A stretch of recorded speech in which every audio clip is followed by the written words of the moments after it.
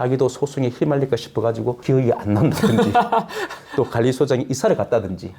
그리고 제가 제일 앉아 염려가 되는 것이 빈집이다 해서 무조건 들어가더라. 조심해야죠.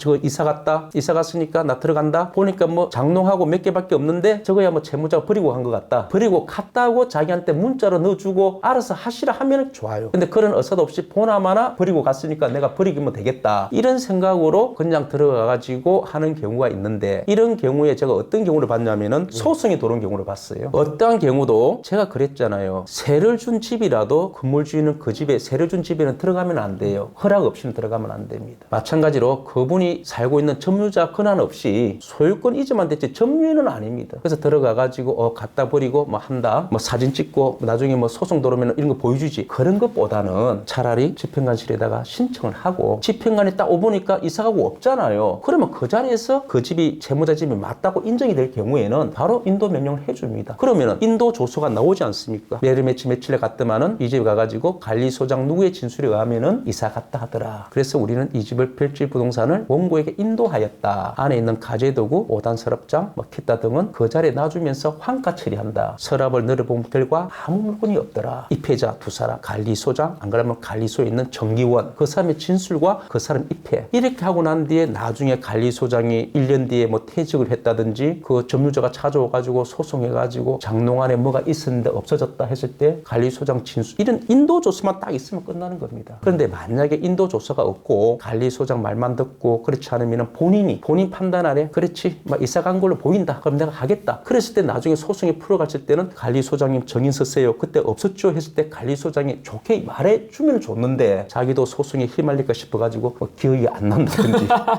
또 관리소장이 이사를 갔다든지, 이사 간 사람은 어떻게 찾겠습니까? 퇴직을 했다든지, 그죠? 네. 그래서 저는 훗날을 대비해서라도 이 집행 예고 나가는 비용은 10만 원 안팎이니까 차라리 외고로 나가서 공적인 문서, 그 문서에다가 기록만 해놔면은 이 문서는 영문 문서니 세월이 지나도 이 문서에 조서 등본만 신청하면은 탁 내미면 무슨 형사 사건이든 무슨 사건 공기관에서 나온 조서가 정확한 거 아니겠습니까? 예. 그러면은 쉽게 되지 않을까. 굳이 너무 쉬운 거를 몰라서 또 못하는 경우도 있어요. 그러니까 저는 사소한 공가라도, 공실과 공가라도 가급적 물건이 한두 개가 있고 하면은 그냥 집행관을 대동해가지고, 이럴 땐 노무자도 필요 없습니다. 법적인 힘으로서 명도를 하는 것이 완벽한 명도가 되지 않을까, 이런 생각을 가집니다.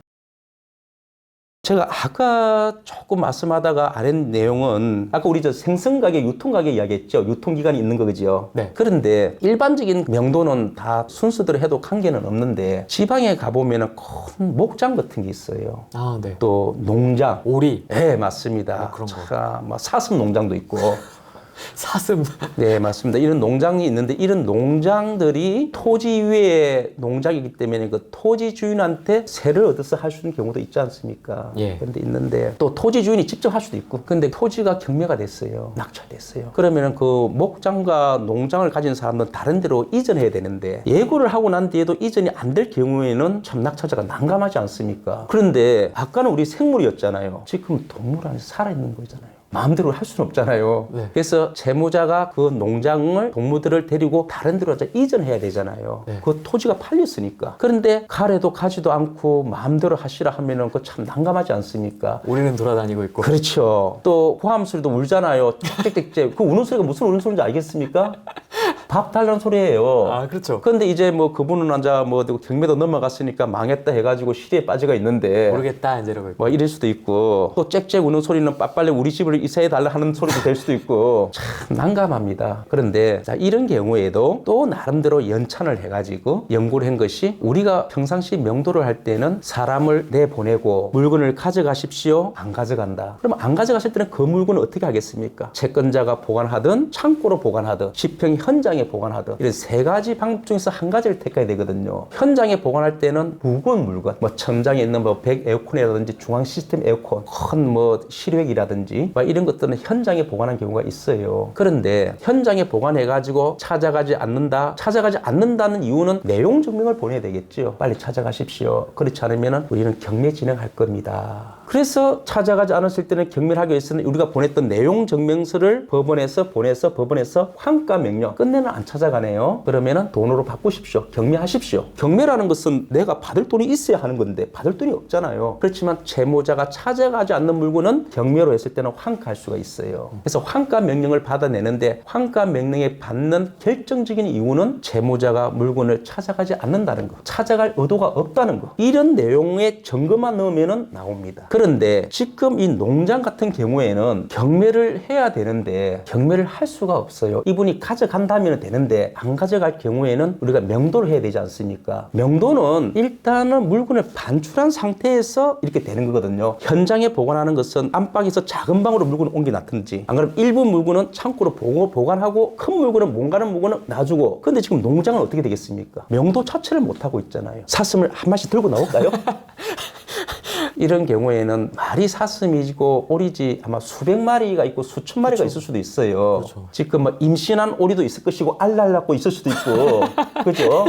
이거를 옮길 때 만약에 이게 동물들이 죽으면 어떻게 되겠습니까? 그렇죠. 이런 것을 감안하면은 저런 토지가 참 마음에 드는데 저 산 밑에 있는 저쪽 토지를 경매로 사면 마음에 드는데 명도가 문제다 하는 경우도 있잖아요. 네. 저거를 어떻게 하지? 비용이 무진장이 들어가겠는데 옮겨야 될 거 아닙니까? 모든 사람들은 물건을 옮겨야만 된다고 생각하지만 이런 특수한 경우에는 옮기지 않는 상태에서 명도하기 전에 사전에 환가하는 방법이 있어요. 사전에. 다시 말해서 이런 동물들이 옮길 때는 차 타고 가다가 폐사될 수도 있고 또 옮길 토지도 구할 수도 없고 설사 구한다 하면은 지금 이 동물들은 경매하는 동안에 채무자가 사료라든지 모든 것을 깨얼리하는 바람에 영양실조가 돼 있어가지고 그 인근에 전염병이 돌 수도 있고 모든 것을 이야기해가지고 했을 때 그리고 영양실조가 돼가고 있다. 사료가 지금 안 먹고 있다. 이런 모든 종합적인 판단을 하셔가지고 명도하기 전에 사전 매각, 명도가 끝나고 나서 매각하는 것이 아니고 환가하는 것이 아니고 명도하기 전에 환가하는 방법도 있다는 겁니다. 그걸 법원에 신청을 하는 거예요? 그렇죠. 법원에 신청하면 무조건 나온다는 게 아니고 그만큼 그것이 받아들이게끔 해줘야죠. 받아들이기 위해서는 어느 정도의 내용이 알차야 되고 확실한 증거가 돼야 되고 그런 식으로 해야만이 그렇게 나올 수가 있는 거지요. 그렇기 때문에 조금 이거는 특이한 명도지만 이런 경우까지도 명도에 완벽하게 돼 있다는 것입니다. 일반 사람들이 보는 것은 그냥 명도니까 물건을 그냥 드러내고 그냥 강제로 한다 이런 것이 아니고 법과 원칙에 따라 가지고 낙찰자가 한 만큼 그게 따라가는 거죠. 지금 세상에 명도를 함부로 한다면 어떻겠습니까? 인터넷에서 참 좋은 이야기 나오겠죠.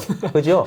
SNS에서. 네, 맞습니다. 그래서 원칙적으로 하고 또 명도를 하고 난 뒤에도 낙찰자는 자기 물건을 또 보호를 해야 돼요. 그래서 아까 같은 경우에 제가 말씀한 대로 현수막 같은 것도 참 좋은 방법입니다. 가정집 같은 경우에는 전자키를 빨리 번호로 바꾸는 방법.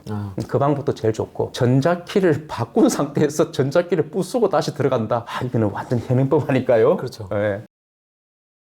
고시텔 같은 경우도 가끔 명도가 나오는데 이 고시텔 같은 경우에는 일단 호수들이 수십 개가 있고 그 호실마다 사람들이 점유하고 있는 사람들이 다 있습니다. 근데 문제는 우리가 고시텔이 채무자라 해서 고시텔 전체를 명도하는 게 아니고 분명한 것은 거기에 고시텔에 있는 사람도 자기가 여기서 거주할 수 있는 권한이 있는 사람들입니다. 왜냐하면은 우리가 일반 가정집에 전세 계약서라든지 계약을 한 게 있듯이 저 고시텔도 입실 계약서가 있습니다. 입실 계약서는 자기가 그동안 있어야 된다는 그런 계약서인데 그 계약서를 근거를 가지고 새로운 집행 권한을 받아와야 되는 것은 사실입니다. 그러나 우리가 이 고시텔을 명도를 할 때는 사전에 고시텔을 사고 난 뒤에 산 낙찰자가 대금을 다 지불하고 난 뒤에는 소유권 이전이 되었으므로 이제는 그 고시텔에 가가지고 자기의 소유권을 주장을 할 수는 있습니다. 그러나 무조건 고시텔에 있는 사람 보고 나가라 하는 것보다는 일단은 대금이 지급을 하고 난 이후에는 대금 납부가 하고 난 이후에는 이 고시텔을 명도할 때 무조건 낙찰자가 찾아가가지고 일방적으로 하는 것보다는 사전에 대금 납부 후에 고시텔 근처에 현수막을 하나 설치하는 것도 좋은 방법입니다. 자, 현수막은 물론 그 이웃에 있는 집에 동의를 구하고 현수막을 설치하는데 현수막 설치는 내용은 간단합니다. 현재 이 고시텔에 소유권이 넘어갔습니다. 소유권이 바뀌었습니다. 현 소유자는 강제 집행을 할 예정이라는 그런 조용한 문구를 하나 작성해 주시면은 현재 고시텔에 계시는 입주자들이 이 고시텔이 강제 집행 집행이 하겠구나, 경매가 됐구나 본인들은 알아야만이 앞으로 그 사람을 상대로 현재 채무자를 상대로 다시 또 계약서를 작성하지 않고 또 고시텔에 있는 그 근무하는 사람들을 피해를 더 이상 안 보게끔 알려주는 한 방법입니다. 그렇기 때문에 사전에 강제 집행이 있었다는 것을 고지하시고 그걸 현수막 붙임으로써 그 고시원생들은 빨리 자기가 다른 데로 이사갈 수 있는 그런 방법을 강구해 주는 것도 낙찰자가 아주 좋은 방법이고, 어느 정도는 이렇게 기간을 두면서 이렇게 하겠다는 의지를 보이면은 채무자하고 고시텔 관계자들은 스스로 이사가는 경우가 많고, 그러다 보면은 현장에 갔을 때는 빈공실이 많은 경우가 있습니다. 그 빈공실대로 집행을 하고, 만약에 입시 계약서를 제시하면서 자기는 언제까지 있다는 식으로 그렇게 계속 자기의 집행 권한을 제시하면서 하면은 그 호실만 빼고 나머지는 공실은 다 집행하고 채무자가 거주하고 있는 소위 말하는 관리실 그 부분을 먼저 집행을 하면은 이 명도는 거의 다 된 걸로 보이고, 혹시나 그분들이 뭐 일주일 정도 남아있는 입시 계약서에 일주일 정도 남아있다 하면은 그 부분에 대해서는 낙찰자하고 서로가 합의가 또 가능하고, 만약에 정 낙찰자가 이해가 될 수 없는 뭐 1년치 계약서가 있다는 식으로 하면은 그거는 그분대로 소송을 통하고 거기에 대한 계약서의 진위 여부를 서로가 알아보는 것도 하나의 방법입니다. 그러나 보통 이렇게 고시텔에 이런 식으로 현수막에 걸리고 강제 집행을 할 예정이다고 하면은 어느 정도는 다 명도가 되는 것은 현재 상식이고, 특히 이런 경우는 요양병원에도 가능성이 있습니다. 환자들한테 알아서 나가달라, 가족들한테 알리는 겁니다. 그러면은 무조건 강제 집행을 처음부터 하다 보면은 분쟁이 발생될 수 있으니 환자하고 원채무자하고 서로의 관계를 알아서 해결하게끔 낙찰자는 뒤로 빠져 있으면서, 그러면서 요양병원이라든지 고시텔, 그리고 우리가 골프 연습장도 그렇습니다. 야외 골프 연습장에도 회원님들이 얼마나 피해가 크겠습니까? 그런 경우에도 현수막을 붙이나면은, 현수막을 설치하면은 회원님들이 더 이상 채무자하고 계약을 하지 않을 것이고 피해를 방지할 수도 있고, 그리고 회원님도 스스로 자기 골프채라든지 물건을 찾아가지고 빨리 자기 물건을 찾아가는 경우도 있을 것이다라고 생각합니다. 이런 경우에는 고시텔, 원룸, 골프장, 사우나 이런 경우에는 현수막이 제일 이용자들한테 알려주는 거, 그래야 더 이상 이용자들이 피해를 안 보게끔 이런 방법도 잘 연구하면은 좋은 결과가 나오지 않을까 그런 생각이 듭니다.